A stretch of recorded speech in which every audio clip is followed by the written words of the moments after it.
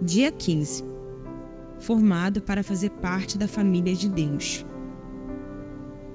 Deus é aquele que fez todas as coisas, e todas as coisas são para a sua glória.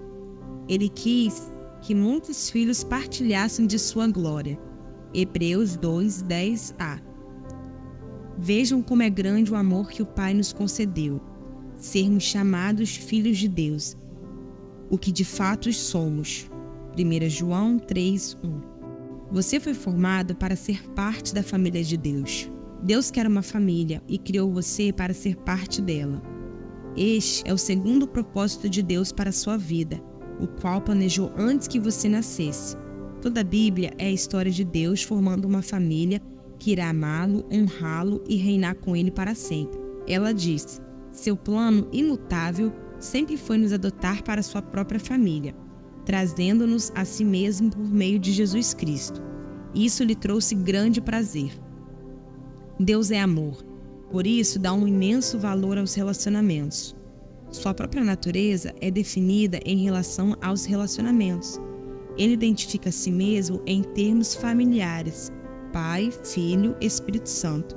A Trindade é um relacionamento de Deus consigo mesmo. É o padrão perfeito para uma relação harmoniosa e devemos estudar seu significado. Deus sempre existiu e sempre teve um relacionamento amoroso consigo mesmo.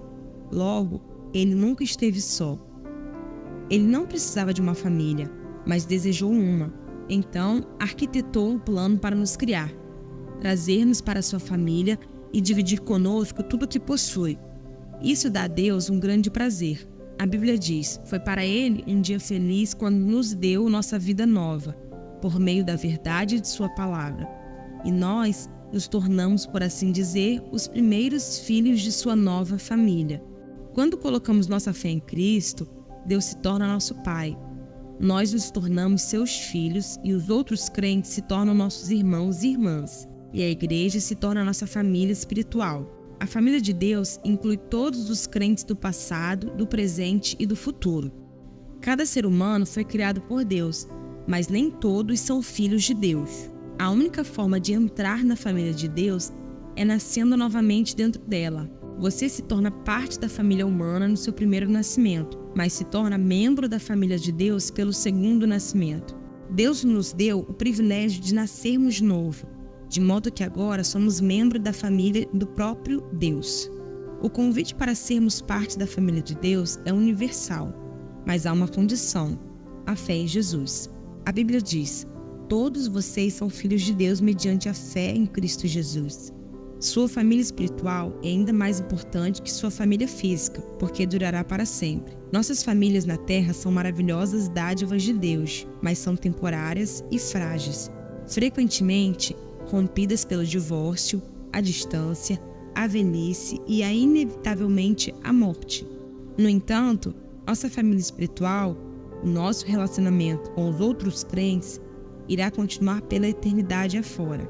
É uma união muito mais forte, um laço muito mais permanente do que parentesco de sangue. Sempre que Paulo parava para pensar no propósito eterno de Deus para todos nós, ele rompia em louvores. Quando eu penso na sabedoria e na extensão do seu plano, eu caio de joelhos e rogo ao Pai de toda a grande família de Deus.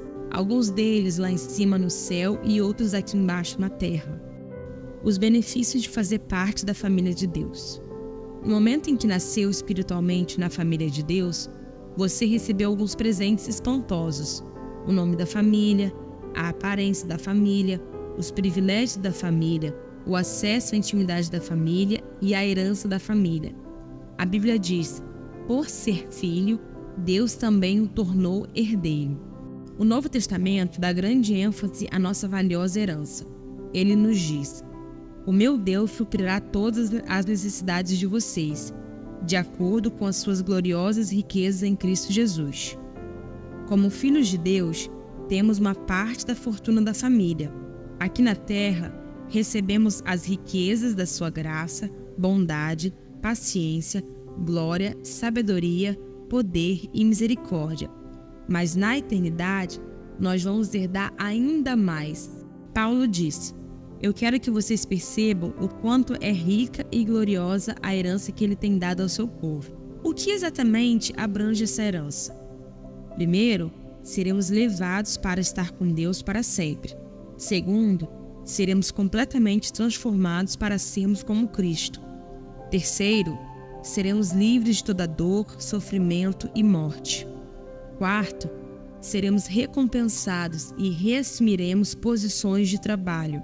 Quinto, seremos levados para participar da glória de Cristo. Que herança!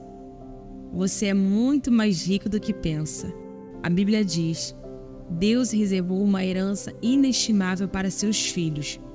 Ela está guardada no céu para vocês, pura e incorruptível, longe do alcance de mudanças ou da decadência. Isso significa que a sua herança eterna é inestimável, pura, perpétua e protegida. Ninguém pode tirá-la de você. Ela não pode ser destruída pela guerra, por uma economia deficiente ou por um desastre natural. É por esta herança eterna e não pela aposentadoria que você deveria estar ansioso e se esforçando. Paulo diz: tudo que fizerem, façam de todo o coração, como para o Senhor e não para os homens, sabendo que receberão do Senhor a recompensa da herança. Aposentar-se é uma meta tacanha. Você deveria estar vivendo na luz da eternidade. Batismo, identificando-se com a família de Deus. Famílias saudáveis têm um orgulho de si mesmas. Seus membros não se envergonham de serem reconhecidos como parte da família. Lamentavelmente, conheci muitos crentes que, ao contrário do que Jesus ordenou, jamais se identificaram publicamente com suas famílias espirituais, ou seja, não foram batizados. O batismo não é um ritual opcional, a ser atrasado ou postergado. Ele significa sua inclusão na família de Deus e anuncia publicamente ao mundo: eu não tenho vergonha de ser parte da família de Deus. Você já foi batizado? Jesus ordenou que esse belo ato fosse realizado por toda a família. Ele nos disse: portanto, vão e façam seus discípulos de todas as nações, batizando-os em nome do Pai, e do Filho e do Espírito Santo. Durante anos eu quis entender porque a grande comissão de Jesus deu ao batismo a mesma importância das grandes missões de evangelismo e edificação. Por que o batismo é tão importante?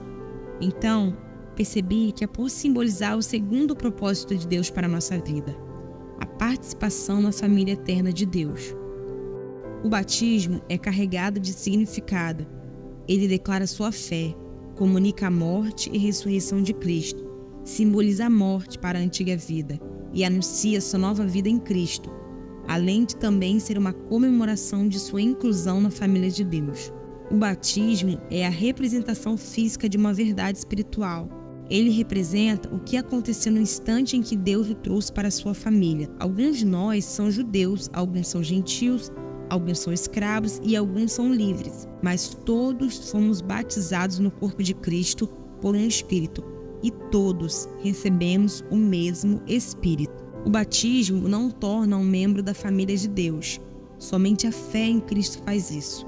O batismo demonstra que você já é parte da família de Deus, tal qual uma aliança de casamento. É um lembrete visível de um compromisso íntimo feito no coração.